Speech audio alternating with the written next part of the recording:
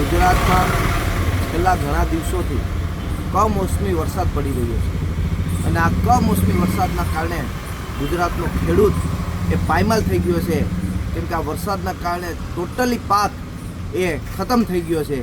અને આપણે સૌ જાણીએ છીએ કે જે ખેડૂત પોતાની ખેતી કરી અને સમગ્ર ઘરનો ગુજરાન ચલાવતો હોય છે, ત્યારે આ ખેડૂતનો પાક એ નાશ પામવાથી આજે જગતનો તાત ખેડૂત એ રોડ ઉપર આવી ગયો છે. બધી જ વસ્તુઓમાં ખેડૂત બાંધછોડ કરી શકે છે, પણ પોતાના દીકરા દીકરીઓને ભણાવવામાં ખેડૂત ક્યારેય બાંધછોડ કરતો નથી. નબળા કપડાં પહેરી લેશે, એક ટાઈમ જમશે નહીં તો પણ એ ખેડૂત ચલાવી લેશે, પણ જ્યારે પોતાના દીકરા દીકરીઓને ભણવાનો સવાલ હોય છે ત્યારે આ ખેડૂત તેમાં કોઈ બાંધછોડ કરતો નથી. પણ આ કમોસમી વરસાદના કારણે પાક નિષ્ફળ જવાના કારણે આજે ખેડૂત એ ખૂબ જ હેરાન પરેશાન થઈ રહ્યો છે.